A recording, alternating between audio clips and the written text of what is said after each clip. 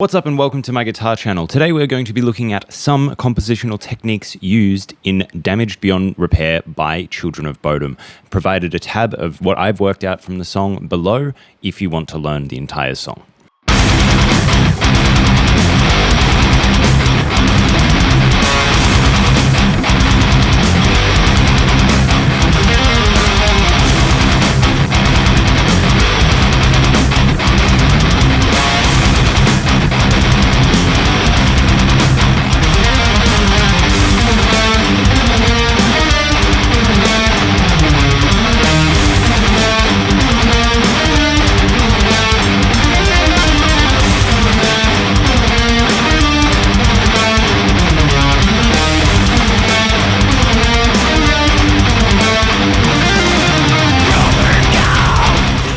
Here we have some absolutely bitchin' riffs. It's all in triplets, which means we count it 1 and a 2 and a 3 and a 4 and a. When you remove the and, so 1, a 2, a 3, a 4, it becomes swung. Now, this is actually kind of uncommon because most metal is in a straight pattern, so 1 and 2 and 3 and 4, as opposed to 1, da, da, da, da, da, da.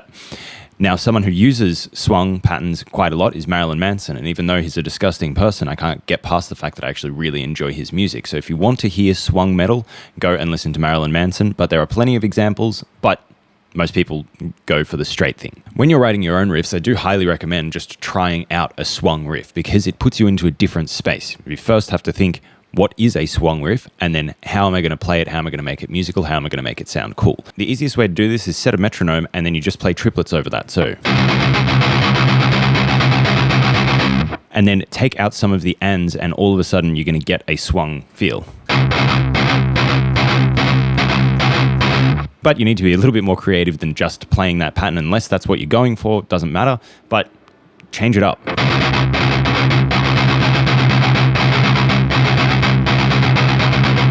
Right, immediately you're in swung groove territory. When you've got something set up that you like,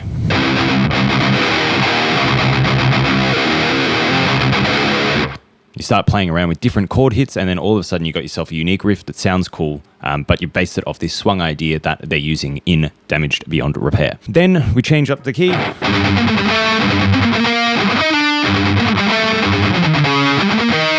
In this, when we change up the key, we go up to the 5th, which is G minor, and this is he's kind of using G melodic minor, but there's some chromatics in there or something, like it is just kind of based around G minor as an idea. But the most important part is this is just ear candy. Up to this point, we've just heard this deep, groovy riff, and then all of a sudden we've got this beautiful melody that's coming in over the top. So the chord implications that happen over the top, we're still keeping everything riding on that G, but he's giving us the suggestion that there's other chords over the top.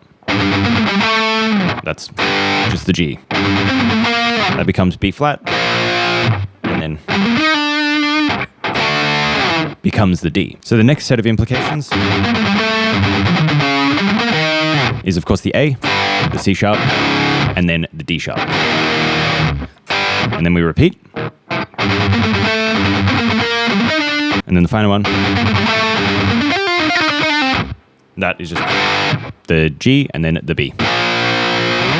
Right, so what the whole point of this is to know that even though everything we're listening to it's kind of based off the G, and our ear is drawn to that G, that drone that's consistently going through there, he's implying different chords over the top. So what I recommend you do is you try something like this, and a little riff that I wrote for this purpose is where I'm playing on the G and then I'm kind of dancing around and implying different chords.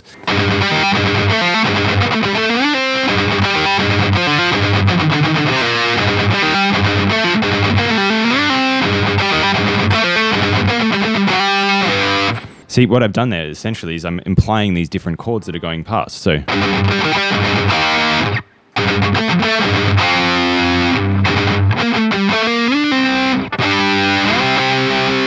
just kind of playing around with the idea. It's like it still sounds like we're kind of in the G and there's other stuff going on, but it gives it a really nice, pretty melody because I'm kind of getting these different chord progressions and making them move through the music in time. So next time you're writing something with the drone, try that. Just put different chords over it and see how it moves. See how you want to direct the ear as you go through the chords. In the verse section, there are some basic harmonies and stuff like that go on, but it's nothing too outside of what we've already discussed. So I'm not going to go into detail here with that.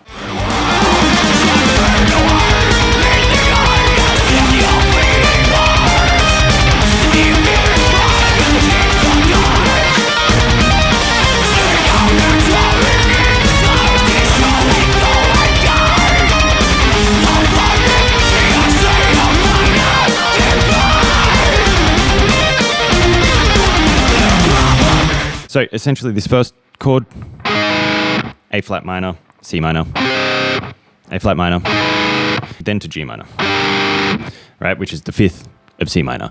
So we're just kind of playing around these standard classical chord progressions, and making it pretty because it's just arpeggiating the chords. Then we do the pretty thing. And this, to me, I don't think it's worth analyzing in great detail because essentially you can hear the chords that are going on as he's playing it. So he's just got the chord progression and made a pretty melody over it that follows the chord progression. There's nothing too fancy about it, but you could spend hours dissecting, what note, is placed on what rhythm and blah, blah, blah, blah. But all you really need to know is that if you've got any chord progression and you just make a melody that's based on those chords as they're going past, you're going to come up with something that sounds similar, that works in the same capacity. It sounds pretty, distracts you from it. But of course, this riff is used, it's quite high on the guitar and it's such a reprieve. We're getting these punchy rhythms down low, followed by the beautiful melodies up top. It's not anything like what we've heard in the song up to this point.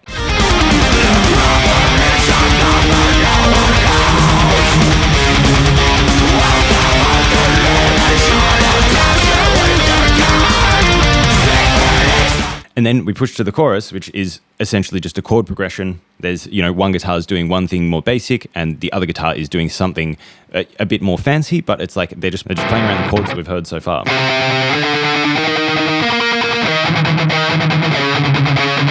The other guitar is just playing a melody that's over the top. There's not much to break down here because it's supposed to be the chorus. It's supposed to be simpler. It's supposed to be easier to listen to, so we get a relief from all the tension that we've heard leading up to this point. In saying that, there is the use of chromatics in this part as well. So what I recommend is next time you write a riff that's basic, that's simple, that kind of, it is that sense of relief, try throwing in a chromatic passing note as you go through. See what works, see what doesn't. Don't stop until you find something that sounds musical, even though it lands outside the scale that you're trying to write in. Have fun with it. Just experiment and try new things. You will come across stuff like this everywhere. But to come across it, you have to have the mind of experimentation because once again, this is not like falling inside the standard musical models, but it sounds pleasing to our ears. So you can try and analyze it, and you can try and predict and push for a result like that, but I think it's much better to just experiment and see what happens, and whatever works, works, whatever doesn't, doesn't.